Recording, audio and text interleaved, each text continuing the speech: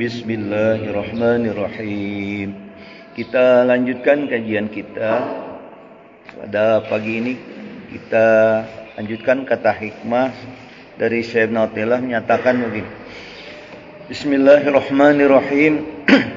Dalla biwujudi asarihi ala wujudi asma'ihi wa biwujudi asma'ihi ala thubuti awsafihi wa bi thubuti awsafihi ala wujudi zatihi iz mahallun ayyakulal wasfu binafsihi farbabul jazbi yakshifu lahum an kamali zatihi thumma yarudduhum ila syuhudi sifatihi thumma yurji'uhum ila ta'alluqi bi asma'ihi thumma yarudduhum ala syuhudi asarihi wasalikuna ala aksi hadza wa nihayatus salikina bidayatul majzubina wa bidayatus salikina nihayatul majzubina lakin la bima'na wahidin farubbama iltaqa fi tariqi hadza fi tarakkihi wa hadza fi tadallihi. Panjang. Artinya dalla biwujudi asarihi ala wujudi asma'ihi. Dalla menunjukkan, Allah menunjukkan biwujudi asarihi, dengan adanya, nampaknya, kelihatannya makhluk-makhluk. Untuk apa? Ala wujudi asma'ihi, untuk menunjukkan adanya sifat-sifat Allah. Wa biwujudi asma'ihi, dan dengan adanya sifat-sifat Allah, ala thubuti awsafihi, menunjukkan akan tetapnya adanya sifat-sifat Allah. Wa bi thubuti awsafihi, dan dengan adanya sifat-sifat Allah, ala wujudi zatihi, itu untuk menunjukkan adanya zat Allah subhanahu wa ta'ala. Idmahallun ayyakunal wasfu binafsihi, karena tidak mungkin ayyakula akan mengucapkan wasfu satu sifat binafsihi dengan dirinya sendiri. Farbabul jazbi, maka adapun orang-orang yang telah majlub, nanti saya jelaskan apa itu majlub. Yakshifu lahum, itu sudah diperlihatkan bagi orang-orang yang sudah majlub, an kamali zatihi, dari kesempurnaannya zat Allah. Summa yarudduhum, kemudian dibawa mereka orang majlub ila syuhudi sifatihi, akan penyaksian sifat-sifat Allah. Summa yurji'uhum ila ta'alluqi bi asma'ihi, kemudian mereka digiring ila ta'alluqi bi asma'ihi, kepada bergantungnya dengan asma-asma atau sifat-sifat Allah. Thumma yarudduhum ila syuhudi asadi, kemudian mereka akan dikembalikan ila syuhudi asarihi, kepada penyaksian makhluk-makhluknya. Wasalikuna, adapun orang-orang yang salikun, orang-orang yang berjalan menuju Allah, kita semua ini, ala aksi haza, itu ala aksi haza itu bertentangan, ya. Bertentangan itu artinya berbeda, ya, berbeda dengan jalan-jalan orang-orang majlub yang mengenal Tuhannya. Fa nihayatus salikina bizatihil majzubina, adapun akhir dari orang-orang yang salik, yang menuju Allah itu kita semua, ya, katanya akhir perjalanan salik itu merupakan bidayatul majzubin, itu awal dari orang-orang yang majlub. Wa bidayatus salikin nihayatul majzubina, adapun permulaan orang salik, nihayatul majzubina, itu akhir dari orang-orang yang majlub. Lakin akan tetapi la bimakna wahidin, itu tidak berarti bermakna satu. Farubbama iltaqa, bisa jadi bertemu keduanya antara salik dan majlub. Fi tariqi haza, di dalam jalan ini, fi tarakkihi, yang satu lagi sedang menaik, wa haza fi tadallihi, dan haza dan ini yang satu lagi turun. Nah, saya jelasin. Kalau lihat maknanya membingungkan, ya. Membingungkan. Gini, satu-satu penjelasannya. Bismillahirrahmanirrahim. Dalla biwujudi asarihi ala wujudi asma'ihi. Allah menunjukkan apa? Menunjukkan makhluk-makhluknya ala wujudi asma'ihi, itu tempat adanya sifat-sifat Allah. Jadi untuk mengenal Allah, Pak, katanya cara Allah ini begini. Allah menunjukkan makhluk-makhluknya, kita manusia, alam, hujan, matahari, bulan, binatang-binatang, semua makhluk-makhluknya, itu Allah menunjukkan makhluk-makhluknya, katanya untuk apa? Menunjukkan apa? Ala wujudi asma'ihi, lewat adanya sifat-sifat Allah. Jadi untuk menunjukkan Allah, Allah tidak langsung berwujud Allahnya, tapi ditunjukkan keberadaan Allah dengan sifat-sifatnya. Dari mana? Dari adanya makhluk-makhluk ini. Ya. Jadi Allah menunjukkan makhluk-makhluknya itu untuk menunjukkan sifatnya. Salah satu sifat Allah saya contohkan Al-Khaliq, yang menciptakan. Jadi untuk kita meyakini akan keberadaan Allah, Allah ciptakan makhluk ini. Adanya manusia, adanya binatang, adanya malam, adanya siang. Itu untuk menciptakan sifat Allah. Salah satunya Allah punya sifat Al-Khaliq, zat yang menciptakan. Jadi segala sesuatu itu di Makamuni ada yang menciptakan. Allah menunjukkan keberadaannya melalui makhluk-makhluk yang ada. Sekecil apapun yang ada di muka bumi, itu ada penciptanya. Enggak bim salah bim. Ada air itu, kue yang ada di kita itu, yang barutnya ini, itu jangan serta-merta ada penciptanya begitu, apalagi makhluk-makhluk yang lain. Jadi untuk menunjukkan keberadaan Allah, makhluk-makhluk inilah ya menunjukkan akan sifat-sifat Allah. Satu, saya contohkan. Allah punya sifat Al-Ghaniyyu, Maha Kaya. Jadi artinya kekayaan-kekayaan yang diberikan kepada makhluknya itu merupakan pancaran-pancaran dari sifat-sifat Ghani Allah. Dan begitu juga sifat Allah yang lain. Banyak ya. Kita mengenal 20 sifat ya. Wujud, hidam, waqa, mukhalafatul hawa, qiyamu binafsi, wahdaniyat. Kemudian kudrat, iradat, ilmu. Ada yang masih hafal nggak? Masih kayak 20, sifat 20. Kita ngapalin tuh, masih kecil itu. Nah, jadi sifat-sifat Allah yang 20 itu, ya, itu sebenarnya untuk sebagai bahan perwujudan dari adanya makhluk itu sebagai perwujudan dari sifat-sifat Allah. Maka bagi orang yang sekarang masih tidak percaya kepada Allah, jadi belum terbuka batinnya, gitu. Belum terbuka batinnya. Kan banyak orang yang nggak percaya sama Allah kan. Ya. Nah, bagi yang kita percaya kepada Allah, selama ini kan kita sholat menghadap Allah Subhanahu wa Ta'ala. Tapi kalau ditanya di mana Allahnya, nggak ada. Nah, untuk menunjukkan adanya Allah, adanya makhluk itu menunjukkan sifat-sifat Allah yang Maha Pencipta. Terus, wa wujudi asma'ihi ala subuti awsafihi.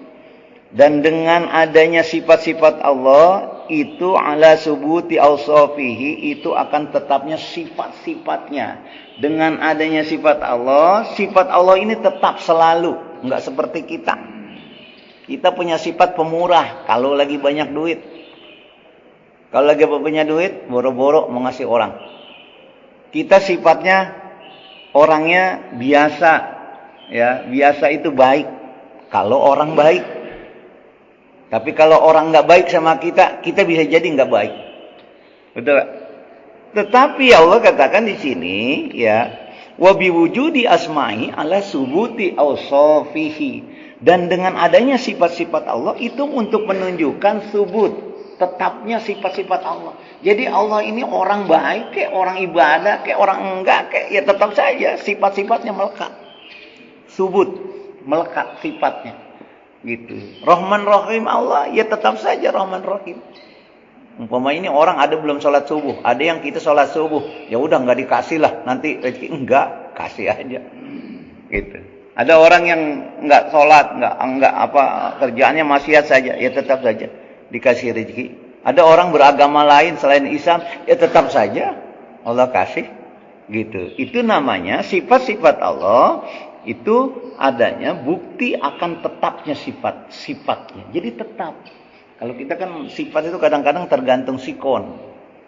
Ya, tergantung situasi kondisi. Uyeng, batuk sedikit kita udah malas ibadah ya. Enggak, kita tetap saja harus. Lah kalau Allah punya sifat ya enggak, tetap saja. Nah, kemudian wa bisubuti awsafihi ala wujudi zati. Nah, ini terakhirnya. Dan dengan adanya sifat-sifat, tetapnya sifat-sifat Allah, itu menunjukkan lewat apa? Ala wujudi zatihi, akan adanya zat Allah. Jadi kalau kita berpikir demikian, maka kalau ada orang yang masih mengingkari Allah, itu keterlaluan. Ya. Karena wujud adanya makhluk itu menunjukkan adanya Allah. Adanya kita bisa seperti ini, bisa sekarang, bisa bangun lagi dari kematian kecil kita, itu wujud Allah. Akan adanya di situ peran Allah, sifat-sifat Allah. Gitu. Jelas ya? Tetapi akhirnya dari pemikiran semacam itu, maka sebenarnya dari tetapnya sifat-sifat Allah itu menunjukkan adanya zat Allah Subhanahu wa ta'ala. Meskipun sekarang di dalam kasat mata kita belum melihat Allah. Tetapi di dalam surat Al-Kahfi, di ayat akhir surat Al-Kahfi, Allah menjanjikan di akhirat kita akan bertemu langsung dengan mata kita dengan Allah Subhanahu wa taala. Cuma syaratnya ada dua, orang-orang yang bisa bertemu langsung dengan Allah, wa may yarju liqa'a rabbi falyamal 'amalan shalihan wa la yusyrik bi ibadati rabbih ahada. Itu ayatnya. Siapa yang ingin bertemu langsung dengan Allah Subhanahu wa taala seperti Rasulullah pada pelaksanaan Isra Mi'raj, kita punya fasilitas itu. Tapi syaratnya kita harus punya dua yang harus kita lakukan sekarang. Ya'mal amalan sholiha, perbanyak amal soleh. Kemudian wala yusyrik bi ibadati rabbih ahada, jangan pernah melakukan kemusyrikan kepada Allah dengan apapun. Dua syaratnya gitu. Mudah-mudahan ya kita berarti kalau udah amal soleh berarti orang ini orang baik. Kalau orang baik berarti orang-orang ahli surga. Orang nggak baik nggak dapat, Pak, nggak bisa gitu ya. Jadi syaratnya cuma dua saja, lakukan amal soleh itu. Makanya kalau sekarang kita ngaji, sholat, perbanyakin itu adalah sebagai salah satu sarana untuk kita bisa bertemu dengan Allah. Dan kebahagiaan yang paling hebat bukan masuk surga, Pak. Bukan terhindar dari api neraka. Bagi orang-orang yang sudah mukasyafah, itu yang paling indah, yang paling hebat itu ketika bertemu dengan penciptanya, yaitu Allah Subhanahu wa ta'ala. Itu kebahagiaan yang tidak ada taranya. Ya, dah. Kemudian izmahallun ayyakulal wasfu binafsihi. Sebab katanya tidak mungkin yakulu akan berkata al-wasfu binafsihi, itu sifat binafsihi dengan sendirinya. Jadi kalau air laut itu asin, lautnya nggak ngomong asin, Pak. Betul? Mana ada lautnya ngomong saya ini airnya asin? Enggak. Yang nyebut asin itu kita, makhluk lain. Betul? Maka untuk menunjukkan sifat Allah juga begitu. Enggak mungkin sifat Allah Rahman, Rahim, Al-Khaliq, Allah sendiri yang menyampaikan. Tapi dari bukti-bukti ini tersampaikan akan wujudnya Allah Subhanahu wa taala, gitu ya, gitu. Bapak bisa ngebedain nggak kalau di gelas di sini ada 3 nih, air ini, air putih, air teh, air kopi, satunya lagi itu air es jeruk. Bisa bedain nggak? Bisa membedakan nggak rasanya? Gitu. Kalau kita minum kopi beda ya. Satu gelas kita minum kopi, rasanya lain ya. Kita minum lagi kita minum teh, lain. Minum air putih, lain lagi. Minum air jeruk es, lain kan? Padahal lidahnya sama, Pak. Coba dipikirkan. Siapa itu yang memberikan itu? Sampai sekarang Bapak bisa merasakan nggak antara asin, pahit, antara sedang nggak ada rasa gitu, tawar, ada kan? Padahal lidahnya sama loh. Itu menunjukkan Allah. Makanya orang-orang tasawuf itu kalau ingin mengenal Allah itu kenali diri sendiri. Kita kan enggak. Mau tak kita, Pak? Bapak bisa melihat tuh warna hijau, warna kuning, warna ini coklat semua, bisa bedakan ya? Membedakan ya? Siapa yang ngasih? Betapa banyak orang yang bisa jadi matanya nggak bisa membedakan warna. Kita bisa beda warna itu. Luar biasa ya. Jadi kalau kita merenungkan diri kita, Masya Allah, di situ kebesaran Allah muncul. Nah itulah perlunya awalu ayyu'arifa seorang abdi adalah ayya'rifa nafsah. Dia kalau pengen mau mengenal Allah, kenali dirinya sendiri. Kita kan nggak banyak mengenal itu, ya kurang mengenal. Makanya harus banyak kontemplasi mengenal nikmat Allah. Itu. Nanti kita makan nasi uduk, terus siangnya makan rendang, beda nggak? Rasanya beda, ya kan? Nikmat Allah luar biasa gitu. Jadi begitu banyak nikmat Allah kepada kita sekalian. Yang kadang-kadang karena nikmat itu gratis diberikan Allah, akhirnya kita seakan-akan itu menyampingkan bahwa itu nikmat. Ya, gitu. Ya, kecuali nanti ketika sudah tidak ada dicabut nikmat itu baru kerasa itu nikmat. Gitu. Sekarang lagi sehat, nikmat itu lupa bahwa sehat itu nikmat. Tapi begitu lagi udah sakit baru ketahuan. Oh, nikmat itu sehat itu ya. Begitu sakit tidak gitu. Baik ya. Nah, kita lanjutkan. Farbabul jazbi yakshifu lahum an kamali zati summa yarudduhum ila syuhudi sifati summa yurji'uhum ila ta'alluqi bi asma'i summa yarudduhum ila syuhudi asarihi. Ini lihat. Orang itu di hadapan Allah itu, cara orang dekat dengan Allah itu ada 2 caranya. Yang pertama adalah mazlub. Kalau waliullah itu, Bapak pernah dengar wali-wali orang-orang yang mazlub, orang-orang yang kita lihat kesehariannya seperti orang, maaf ya, tanda kutip gila, enggak sesuai dengan kelakuannya, ucapannya, apanya enggak sesuai dengan manusia biasa. Tapi orang gitu ada 2, ada yang memang gila beneran, ada yang mazlub. Bapak pernah dengar enggak? Syekhan itu yang jaga wasiat, pernah dengar ya? Orang yang nggak percaya tentang adanya penarikan Allah yang nanti saya jelaskan itu mengatakan itu orang gila. Tapi ada orang yang di luar nalar hidupnya, nggak sehariannya nggak sesuai dengan manusia. Kita lihat nggak sholat, nggak apa. Nah, jangan suuzon sama orang. Bisa jadi dia waliullah, bisa jadi dia dekat dengan Allah. Cuma cara narik Allah dengan madzub, dengan salik itu beda. Nah, kalau kita mendekat sama Allah, itu namanya salik. Salik itu lagi berjalan, jiwa kita menuju Allah. Proses perjalanan ini namanya salik. Tapi ada orang, ya, yang dia dekat sama Allah, itu langsung ditarik oleh Allah. Itu namanya mazlub.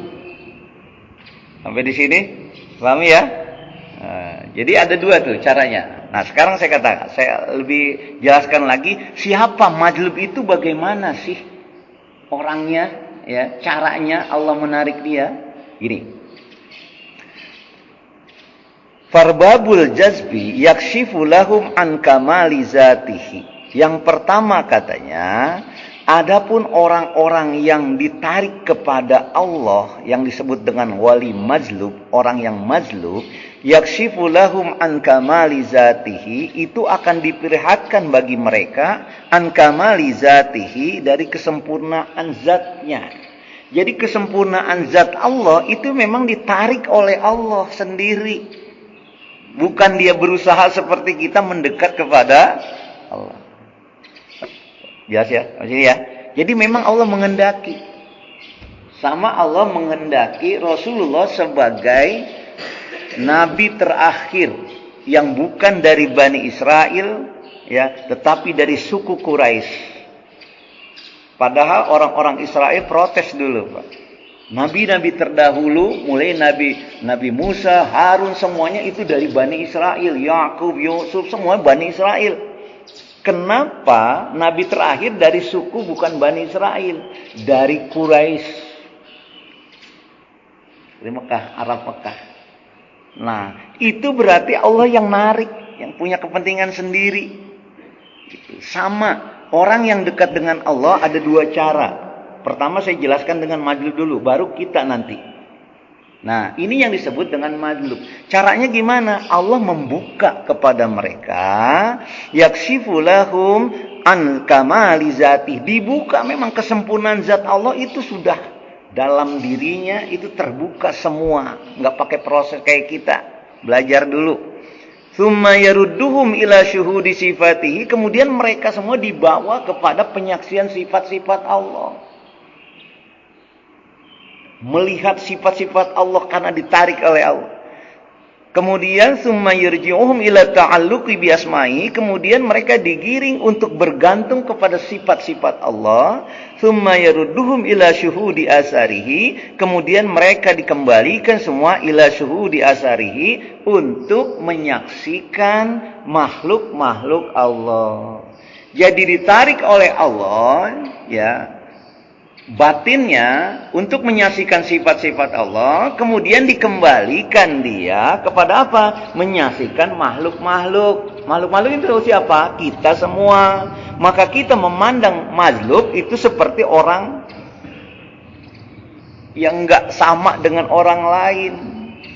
Gitu. Jadi dia datangnya ke Allah memang ditarik Allah kembali kepada kita. Maka kita yang melihat dia seperti orang yang tanda kutip gila. Tanda kutip enggak benar. Ini orang kok kayak begini. Nah itu beda. Nah sekarang kita nih, kita mendekat kepada Allah itu namanya salik. Jamannya salikun. Nah kata di sini kata Syekh Ibnu Taimiyah, as-salikuna ala aksi zalika.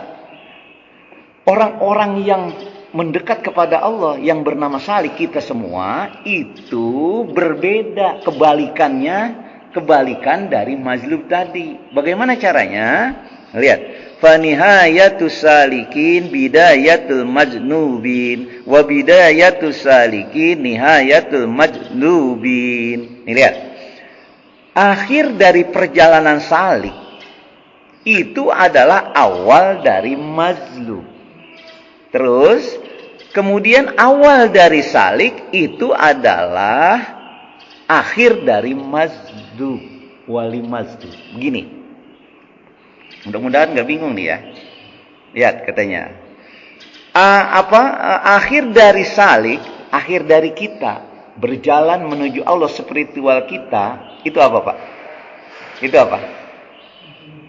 Perjalanan kita menuju Allah itu namanya riyadah ya, salik kita yang berjalan ya dengan riyadah-riyadah kita.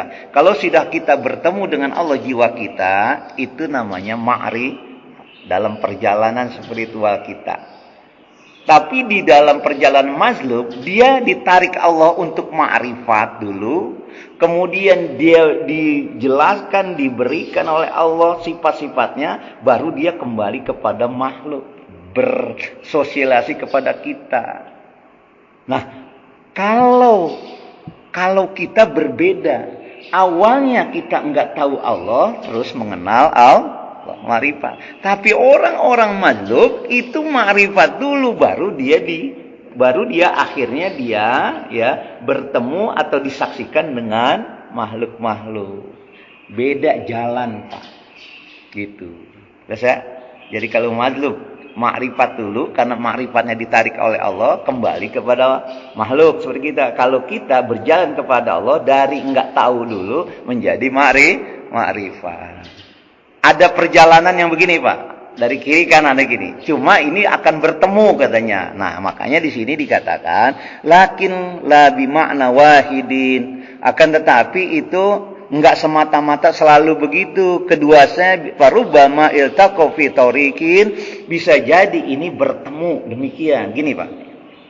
Caranya begini. Ini orang majlub, waliullah, majlub.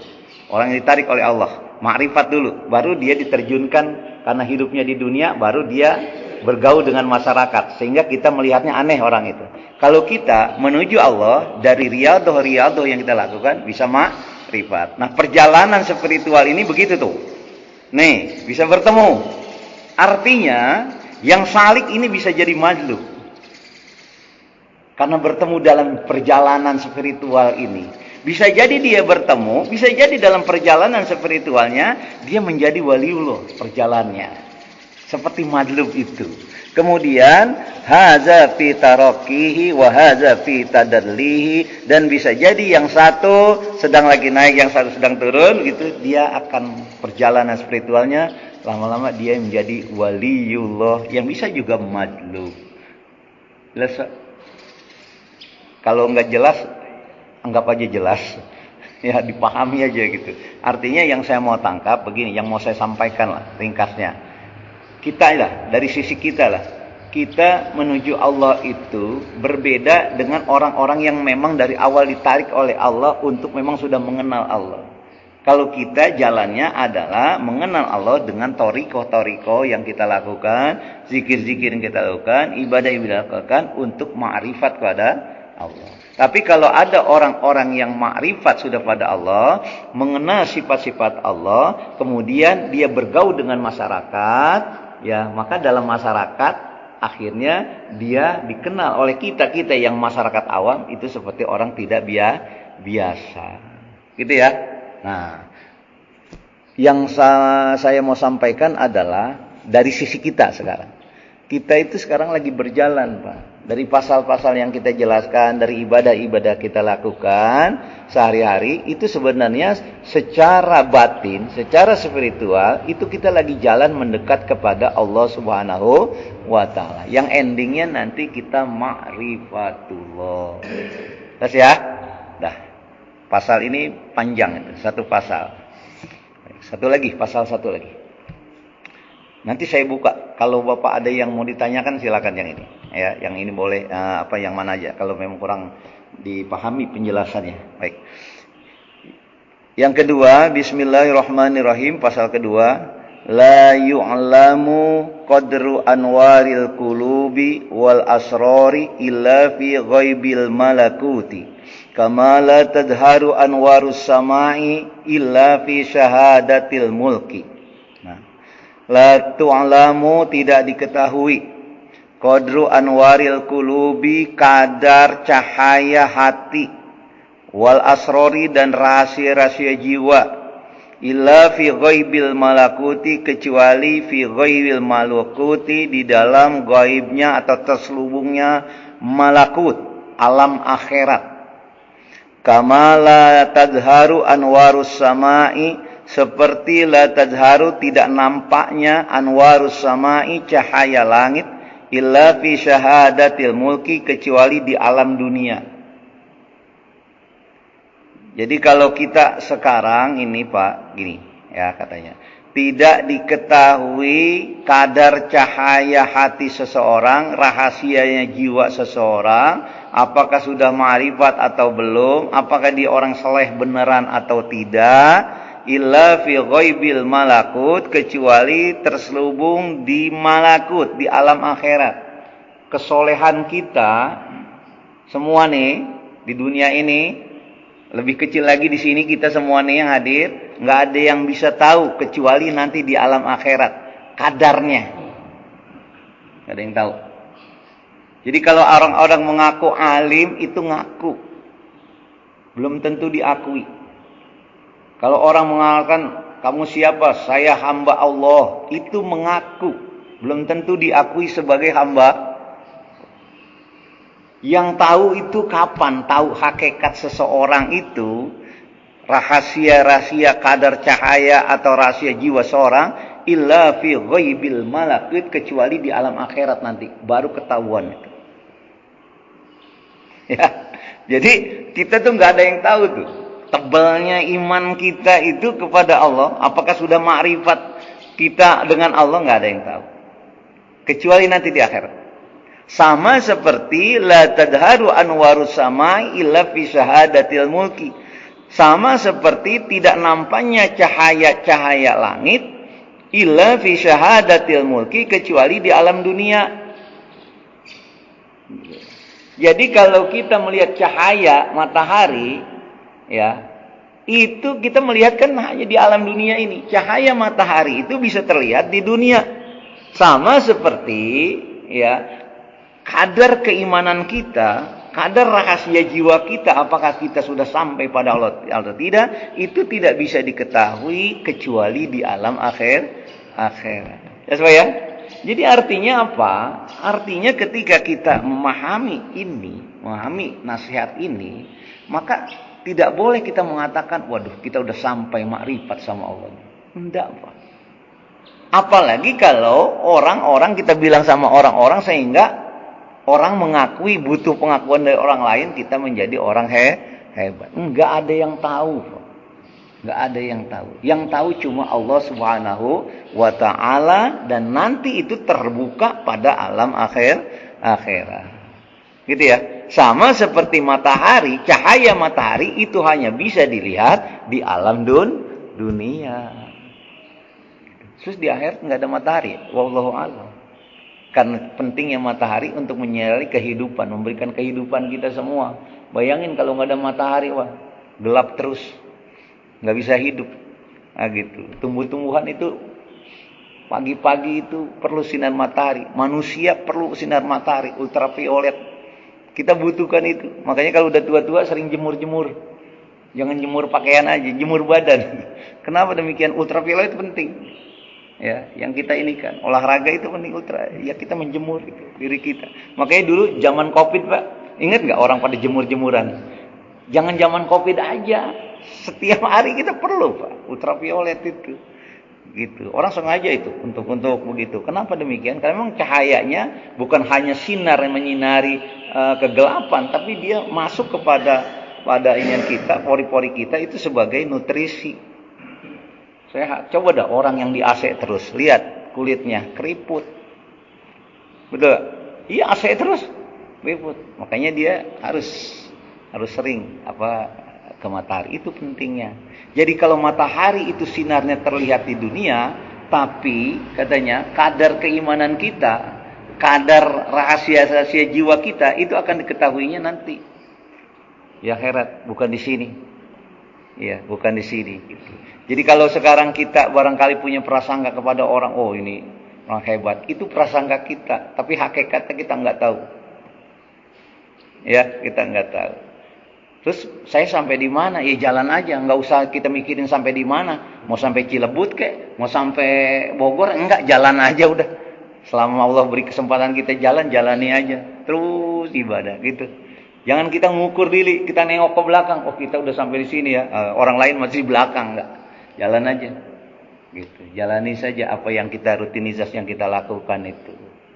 Gitu, Pak. Ya, jadi nggak bisa kita ngukur-ngukur diri sendiri atau apalagi ngukur-ngukur orang lain. Karena nanti baru ditampakkan di akhirat, Pak, siapa yang terbaik, siapa yang soleh beneran, siapa yang makrifat, gitu.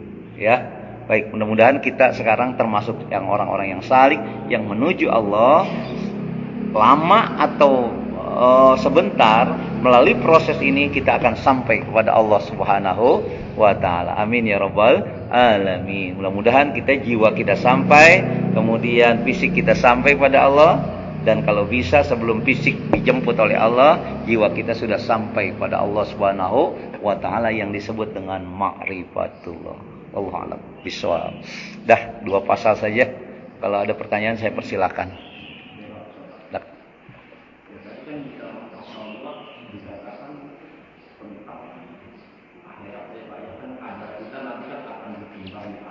Iya. Iya. Kenapa pembunuh 100 orang itu kita dikatakan bisa masuk surga? Iya. Karena dia sudah melakukan dosa 100 kali. Jika si korban ini mempunyai rata-rata 1 orang anak yang kalau bunuh, berarti pelaku ini sudah melahirkan 100 anak yatim. Dan jika si korban ini mempunyai rata-rata 1 orang istri, berarti si korban ini pelaku ini sudah melahirkan 100 orang janda. Kenapa dikatakan bisa masuk surga? Iya. Karena apa tuh? Karena dia sudah berdosa 100 kali. Bahkan Nabi Adam yang mempunyai dosa 1 kali saja gara-gara mendekati pohon kuli, Allah keluarnya ke dalam surga.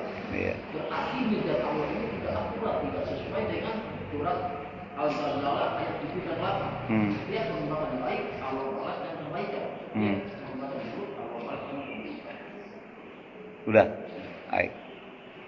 Dalam kasus itu jangan ceritanya, endingnya, akhir kehidupan seorang itu. Dia memang pembunuh 99 orang. Tapi di akhir mau 100 orang dia bertobat. Mau bertobat dia. Jadi yang dinilai oleh Allah itu akhir kehidupan seseorang, Pak. Kalau saya contohkan dengan anak sekolah. Anak sekolah itu yang dilihat itu naik kelas atau tidak, di kelas 6 mau masuk SMP, kelas 7, 8, 9 itu rapot kelas 6-nya. Kelas 1, 2 banyak merah, kelas 6 bagus semua. Naik kelas enggak? Kelas. Kita juga sama, Pak. Jangan pikirkan dulu kita orang tidak baik. Allah mengenal kita kalau akhir baik itu namanya husnul khotimah. 99 terbunuh enggak terhitung karena Rahman Rahim Allah. Karena akhir kehidupannya dia berniat, baru berniat menjadi orang baik, belum bertobat melaksanakan kebaikan, dia dinilai baik oleh Allah. Itu Rahman Rahim Allah.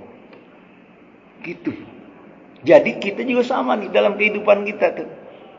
Apa yang kita lakukan besok kemarin bukan masalah bagi Allah. Enggak ada masalah. Selama kamu memperbaiki diri, aku terima. Kecuali musyrik kepada Allah Subhanahu wa ta'ala. Itu yang. Apapun dosanya, segunung aja. Coba lihat. Surat Az-Zumar ayat 55. Bapak bisa lihat. Kul. Katakan Muhammad. Ayat selanjutnya adalah. Sebentar. Kul. Katakan Muhammad, sesungguhnya siapa yang dalam menjalani kehidupan ini nanti saya kalau udah ingat baru saya ungkapkan ayatnya. Kul ya ibadiyah, baru masuk nih. Kul ya ibadiyallazina asrafu fi anfusihim la taqnatu mir rahmatillah innallaha la taqnatu mir rahmatillahi innallaha yaghfiruz dzunuba jami'a innallaha ghafurur rahim. Ayat. Katakan Muhammad, ya ibadiyallazina asrafu fi anfusihim, kepada orang-orang yang selama ini dia asrafu melampaui batas, aturan-aturan Allah dilanggar pada dirinya, la taqnatu mir rahmatillah, jangan putus asa kepada rahmat Allah. Innallaha la yaghfiruz dzunuba jami'a, sesungguhnya Allah akan mengampuni seluruh dosa-dosa yang dilakukan kalau dia mau merubah sikap. Innallaha ghafurur rahim, karena Allah punya zat yang ghafur, maha pengampun, rahim, maha pengasih. Itu luar biasanya Allah, Pak. Enggak memperhatikan dulu kita siapa, yang penting siapa sekarang kita. Jadi bersyukurlah kita Pak, masih diberi kesehatan, masih bisa menghirup udara pagi. Ini sebenarnya isinya agar kita memperbaiki diri dari hal-hal yang kurang baik kemarin, perbaiki sekarang, dan Allah akan terima semua perbaikan-perbaikan itu. Kecuali di dalam kajian Islam agama kita, kecuali napas kita sudah yugorgir, sudah ada di tenggorokan. Sama seperti Fir'aun, beriman kepada Nabi Musa, tapi keimannya terpaksa, kepepet, udah mau meninggal dunia. Gitu. Ya, jadi makanya kita ini sebenarnya ketika kita sekarang sudah bisa beraktivitas di hari-hari ini, itu sebenarnya Allah ingin beri kesempatan kita memperbaiki diri, nambah-nambah amal, begitu Rahman Rahim pada Allah, pada kita. Allah alam bisa. Ada lagi, satu lagi, cukup ya? Satu lagi.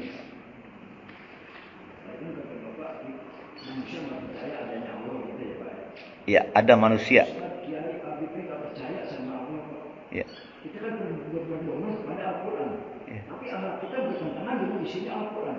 Al-Quran ini melarang membunuh, berzina. Kenapa ini kok pada melakukan? Orang pesantren, mereka sholat cuma 5 waktu. Kalau sholat 5 waktu itu berbahaya. Sholatnya kata Quran apa? Al-Lajin namun ala sholatnya daimun, yaitu mereka yang sholatnya terus menerus. Dia selalu mengingat Allah. Kata Bapak mana? Akimi sholat. Dia zikir, sholat itu artinya mengingat Allah. Dia nggak ada yang mengingat sama Allah. Qurannya cuma dibaca doang, kagak ngerti. Seperti kayak tong kosong bunyinya nyaring dibaca doang. Tuh, seperti kayak kita nih pisang goreng resepnya apa gitu nih. Ya kan, tepung, terigu, gula, minyak, tepung, terigu, gula, minyak. Kita baca itu kagak jadi. Kalau kita baca doang juga itu terjadi. Dia nggak percaya sama Allah. Dia cuma dibaca doang Qurannya. Begitu. Ya kan kelihatan terjadi kan di Indonesia. Itu aja Pak. Udah ya? Nggak percaya sama Allah. Kalau saya percaya. Sidik jari ini aja Pak. Manusia di Indonesia, di dunia dikata 8 miliar. Ini sedikit, ini beda semuanya. Itu saya percaya. Dari sidik jari saya percaya. Iya. Udah? Ya. Iya. Level manusia itu keimanannya Pak bertingkat Pak. Ada yang sudah makomnya sudah sempurna keimanannya, ada yang masih proses berjalan, ada yang baru imannya itu baru mengucapkan asyhadu alla ilaha illallah wa asyhadu anna muhammadar rasulullah, belum melaksanakan rukun-rukun iman. Itu orang levelnya manusia sih begitu. Makanya nggak ada yang tahu kecuali nanti di alam akhirat tadi kita baca itu. Nah kalau ada kejadian-kejadian semacam itu, dia baca Al-Quran tapi kok begitu, ya berarti belum sempurna mengimani Al-Quran. Tapi sudah bagus daripada yang nggak baca Al-Quran. Ya kita memaklumi saja itu, ya proses begitu. Nah kalau ada hal-hal yang barangkali bertentangan, orang Muslim tapi bertentangan pekerjaannya, ucapannya dengan kemuslimannya, ya kita doakan saja. Mudah-mudahan dia dapat hidayah itu.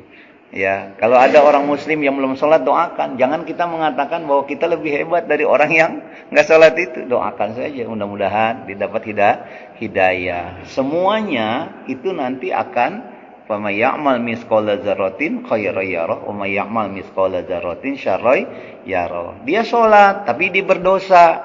Dia puasa, tapi dia nggak sholat. Semuanya nanti sudah ada mizannya di sisi hadapan Allah.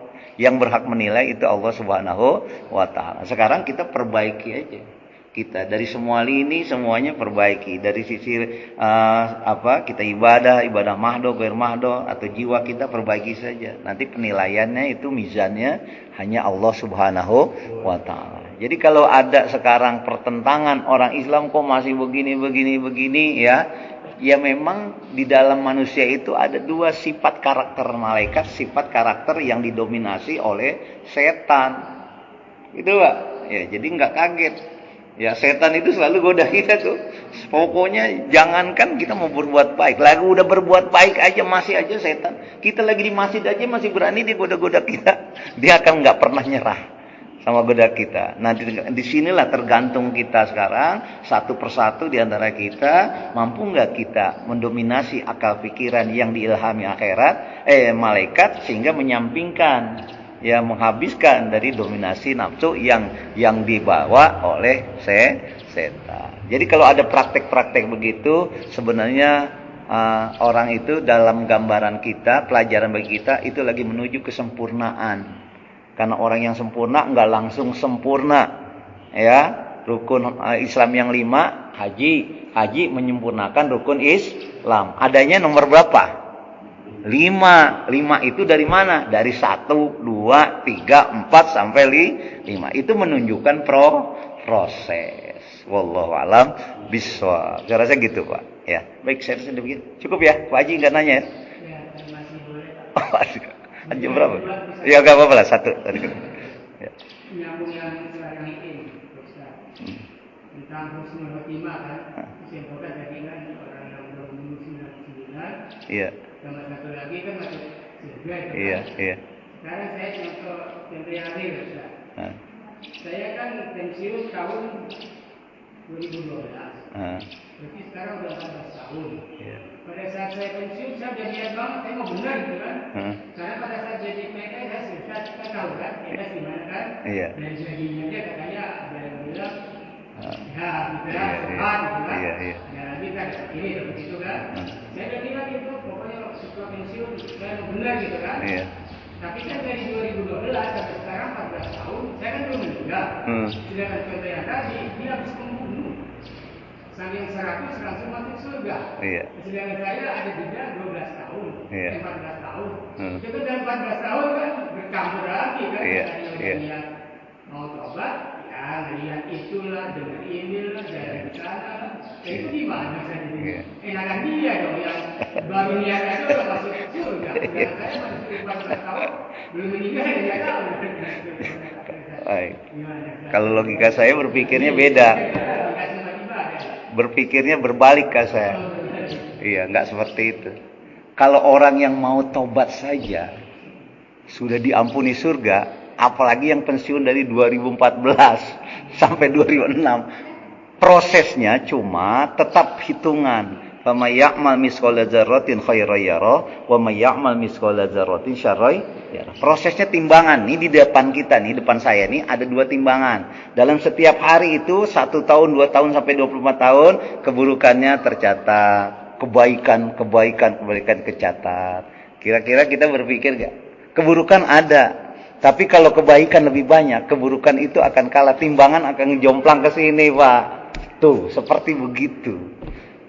Apakah kita sekarang ini enggak dosa? Ya ada. Cuma kalau kita ada istighfar, habis. Kalau ada amal, amalnya naik gitu. Sekarang yang penting kita lakukan bagaimana dalam setiap hari kebaikan kita lebih banyak daripada keburukan. Kalau perlu setiap hari tidak ada keburukan yang tercatat. Makanya banyakin istighfar.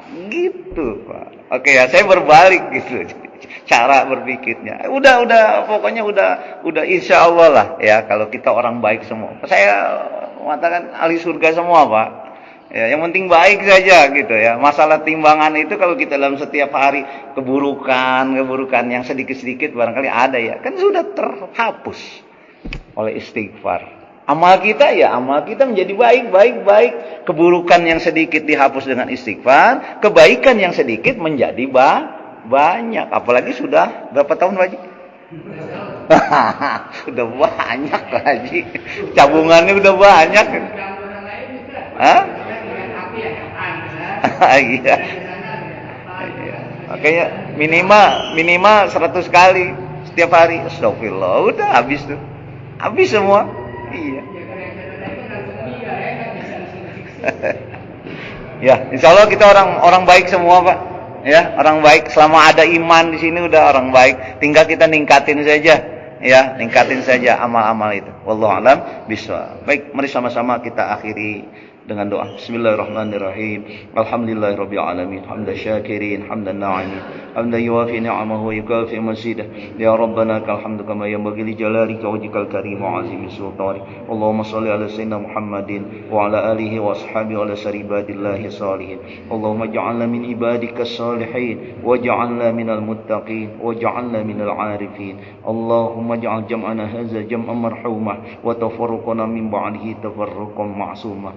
Allahumma anfa'na bima 'allamtana wa 'allimna allazina yanfa'una wa zidna 'ilman nafi'a. Rabbana atina fid dunya hasanah wa fil akhirati hasanah wa qina 'adzabannar. Subhana rabbika rabbil izzati amma yasifun wa salamun 'alal mursalin walhamdulillahi rabbil alamin. Mari sama-sama kita akhiri taklim dengan baca doa kafaratul majlis. Subhanakallahumma bihamdika asyhadu an la ilaha illa anta astaghfiruka wa atubu ilaik. Kurang lebihnya mohon dimaafkan. Assalamualaikum warahmatullahi wabarakatuh.